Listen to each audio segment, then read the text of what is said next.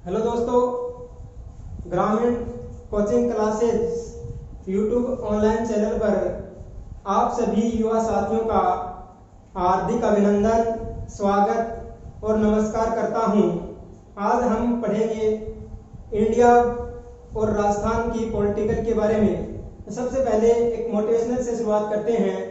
हम खुशबू बनकर फूलों से उड़ा करते हैं, धुआं बनकर पर्वतों से उड़ा करते हैं। किंचित असफलताएं हमें क्या उड़ने से रोकेंगी, किंचित असफलताएं हमें क्या उड़ने से रोकेंगी। हम परों से नहीं हौसलों से उड़ा करते हैं। तो देखिए दोस्तों, बात करते हैं सरकार की। और सरकार होती है तीन प्रकार की। सरकार के तीन प्रकार होते हैं। सरकार के तीन प्रकार होते हैं। हम बात करें एक नंबर केंद्र सरकार, केंद्र सरकार। दो नंबर बात करें राज्य सरकार, राज्य सरकार। और तीन नंबर की हम बात करें तो स्थानीय सरकार, स्थानीय सरकार। याद रखनी है बात दोस्तों कि सरकार वो तीन प्रकार की होती है, केंद्र सरकार, राज्य सरकार और स्थानीय सरकार। और आज हम अध्ययन करेंगे राज्य सरकार के बारे में। राज्य सरकार किसे कहते हैं? राज्य सरकार।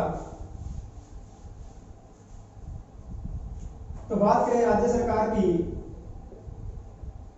राज्य सरकार,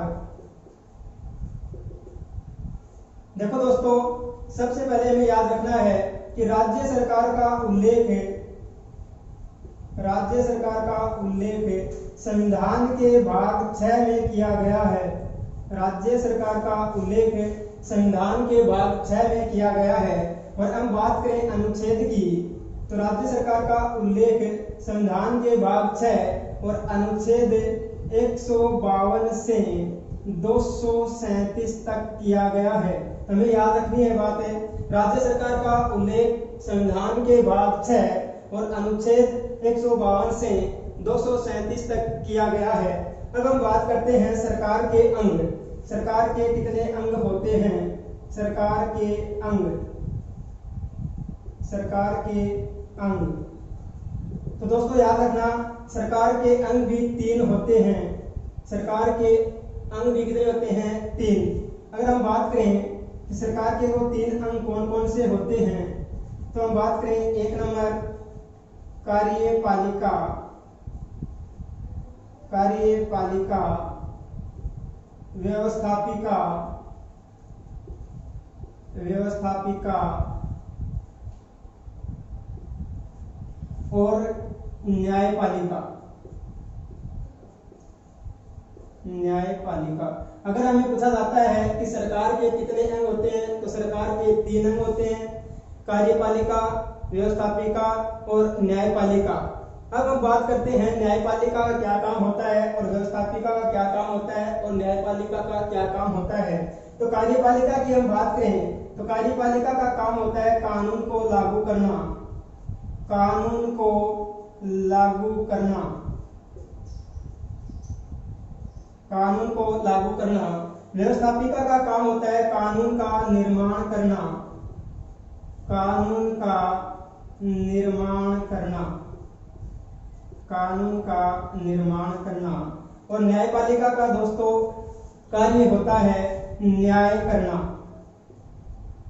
न्याय करना।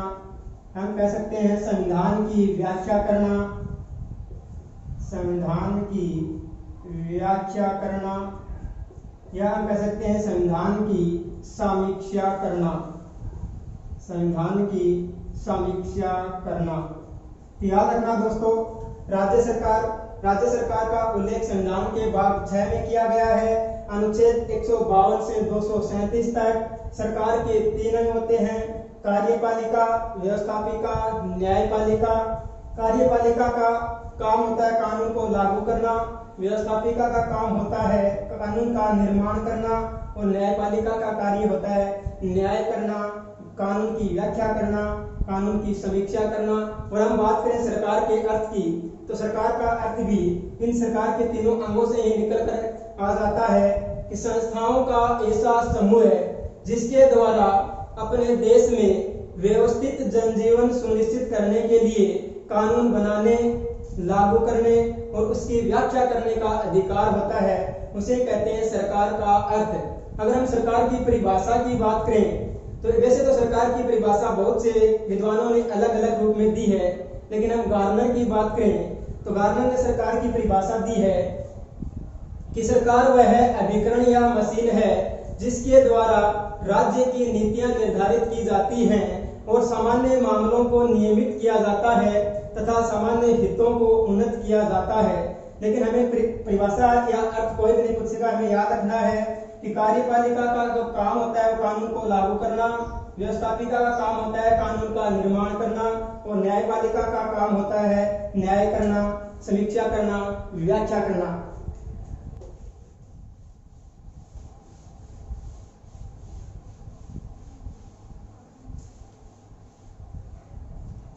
अब हम बात करते हैं पहले कार्यपालिका के बारे में। कार्यपालिका तो कार्यपालिका के उल्लेख की बात करें कि कार्यपालिका का उल्लेख संविधान के भाग 6 में किया गया है। कार्यपालिका का उल्लेख संविधान के भाग 6 में किया गया है। अब हम बात करें अनुच्छेद की, तो कार्यपालिका का जो उल्लेख है वो अनुच्छेद 152 से 167 तक किया गया है। याद रखना है दोस्तों, कार्यपालिका का उल्लेख संविधान के भाग 6 और अनुच्छेद 152 से 167 तक किया गया है। अब बात करें कि कार्यपालिका में किन को शामिल किया जाता है। कार्यपालिका में किन किन को शामिल किया जाता है, तो हम बात करें कार्यपालिका में राज्यपाल, मुख्यमंत्री,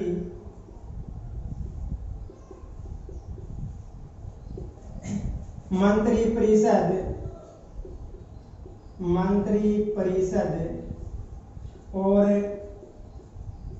और महाधिवक्ता आदि को शामिल किया जाता है। याद रखनी है बात दोस्तों, बहुत इंपॉर्टेंट है कि कार्यपालिका में किन किन को शामिल किया जाता है। तो कार्यपालिका में राज्यपाल, मुख्यमंत्री, मंत्री परिषद और महाधिवक्ता आदि को शामिल किया जाता है। और हम बात करें वर्तमान में राजस्थान के महाधिवक्ता कौन हैं, तो वर्तमान में राजस्थान के महाधिवक्ता महेंद्र सिंह सिंघवी हैं।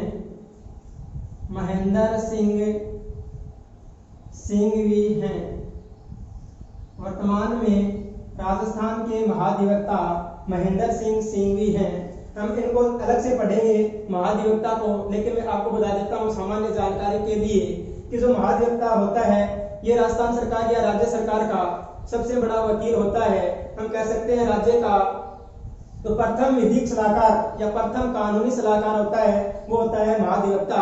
और महाधिवक्ता के लिए वे ही योग्यता होती हैं जो उच्च न्यायालय के न्यायाधीश बनने के लिए जो योग्यताएं होती हैं वो योग्यताएं महाधिवक्ता की होती हैं। आगे हम बात करते हैं व्यवस्थापिका की।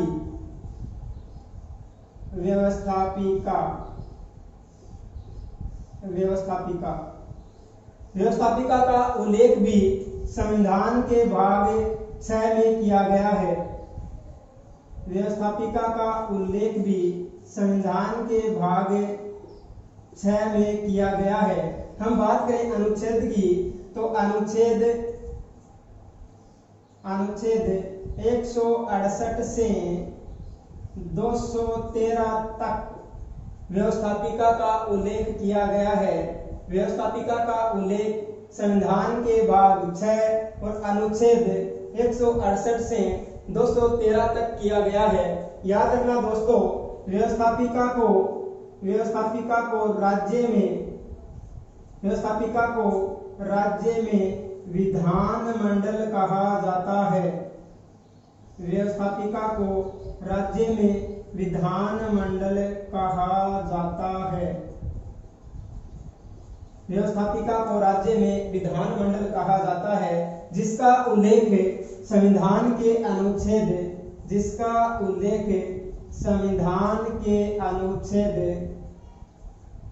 168 में किया गया है। जिसका उल्लेख संविधान के अनुच्छेद 168 में किया गया है। हम बात करते हैं अब न्यायपालिका की।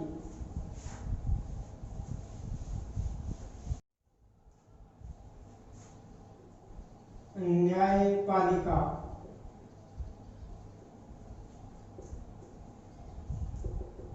न्यायपालिका न्यायपालिका का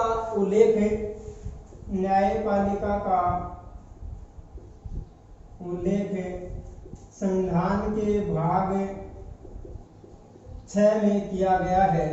बात करें अनुच्छेद की, अनुच्छेद 214 से 237 तक। तो याद रखना है दोस्तों, न्यायपालिका का उल्लेख संविधान के भाग 6 और अनुच्छेद 214 से 237 तक किया गया है। और न्यायपालिका में हम उच्च न्यायालय के बारे में अध्ययन करेंगे। अब बात करते हैं हम विधानमंडल।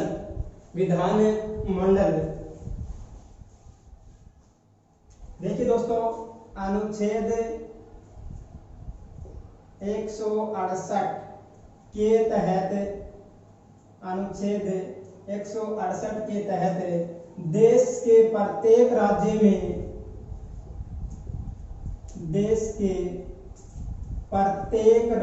में, अनुच्छेद 168 के तहत देश के प्रत्येक राज्य में एक राज्य विधानमंडल होगा। एक राज्य विधानमंडल होगा। याद रखने की बात, अनुच्छेद 168 के तहत देश के प्रत्येक राज्य में एक राज्य विधानमंडल होगा। अब हम बात करनी है कि भारत में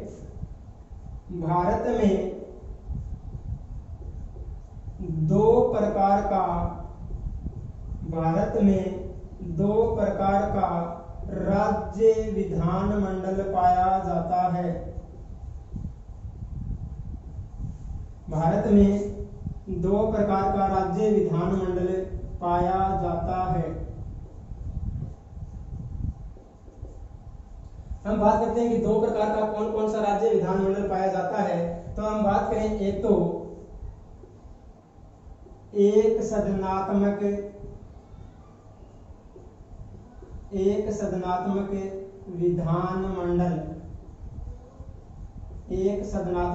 विधानमंडल, और दूसरा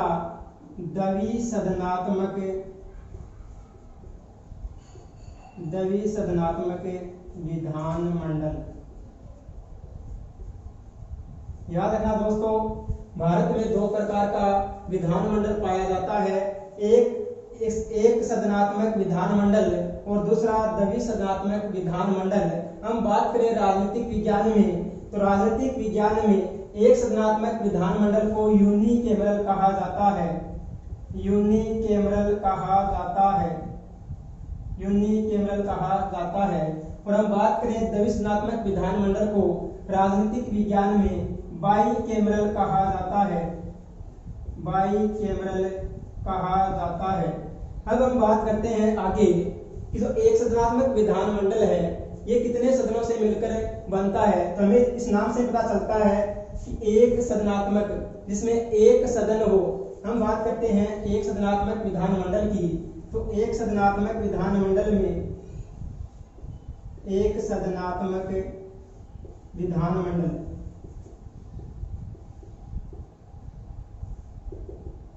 जिसमें एक होगा राज्यपाल और एक सदन होगा विधानसभा। एक सदनात्मक विधानमंडल का निर्माण राज्यपाल और विधानसभा से मिलकर होता है, उसे कहते हैं एक सदनात्मक विधानमंडल। और बात करें वर्तमान में भारत में कितने राज्यों में एक सदनात्मक विधानमंडल पाया जाता है, तो वर्तमान में भारत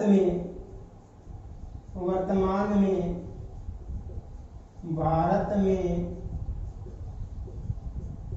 23 राज्यों और 3 केंद्र शासित प्रदेशों में, वर्तमान में भारत में 23 राज्यों और 3 केंद्र शासित प्रदेशों में एक सदनात्मक विधानमंडल पाया जाता है। एक सदनात्मक विधानमंडल पाया जाता है। एक सदनात्मक विधानमंडल पाया जाता है। दोस्तों याद रखना, एक सदनात्मक विधानमंडल का निर्माण कैसे होगा? राज्यपाल और विधानसभा से मिलकर एक सदनात्मक विधानमंडल का निर्माण होता है। वर्तमान में भारत में हम बात करें तो 23 राज्यों और 3 केंद्र शासित प्रदेशों में एक सदनात्मक विधानमंडल पाया जाता है। और 3 केंद्र शासित प्रदेशों की बात करें तो दिल्ली, पुडुचेरी और जम्मू कश्मीर में एक सदनात्मक विधानमंडल पाया जाता है। अब हम बात करते हैं कि द्विसदनात्मक विधानमंडल भारत के कितने राज्यों में पाया जाता है?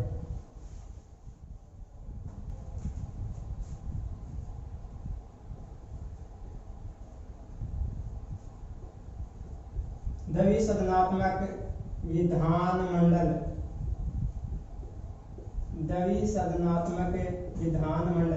तो दोस्तों याद रखना, द्विसदनात्मक विधानमंडल का निर्माण कैसे होता है?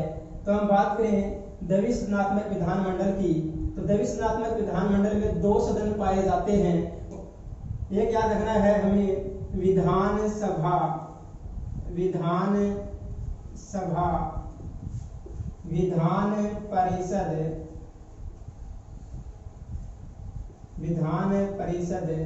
और राज्यपाल। द्विसदनात्मक विधानमंडल का निर्माण विधानसभा, विधान परिषद और राज्यपाल से मिलकर होता है। अब बात करते हैं कि द्विसदनात्मक विधानमंडल भारत के 5 राज्यों में पाया जाता है। तो देखते हैं कि भारत के वो कौन से 5 राज्य हैं जिसमें द्विसदनात्मक विधानमंडल पाया जाता है। तो 5 राज्य दोस्तों याद रखने हैं।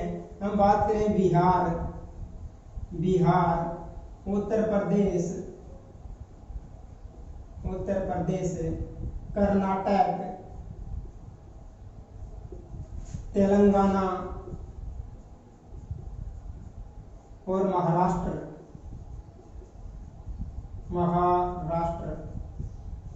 ये 5 राज्य ऐसे हैं जहां पर विधानसभा भी है, विधान परिषद भी है और राज्यपाल। तो याद रखना दोस्तों, पहले आंध्र प्रदेश और जम्मू कश्मीर, इन 2 राज्यों में भी क्या था? द्विसदनात्मक विधानमंडल था। लेकिन अब वर्तमान की हम बात करें तो भारत के 5 राज्य ही ऐसे हैं जहां पर द्विसदनात्मक विधानमंडल पाया जाता है। तो दोस्तों आज हम इतना ही पढ़ेंगे। कल पढ़ेंगे विधानसभा और विधानसभा के बाद पढ़ेंगे विधान परिषद, उसके बाद हम पढ़ेंगे राजस्थान की विधानसभा।